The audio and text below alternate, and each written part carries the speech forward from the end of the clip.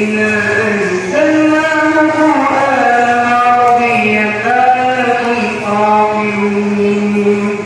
نحن نقص عليك أحسن القصص بما أوحينا إليك هذا القرآن وإن كنت من قبله لمن الغافلين إذ قال يوسف لأبيه يا أبت إني رأيت أحد عشر كوكبا والشمس والقمر رأيتهم لي ساجدين قال يا بني لا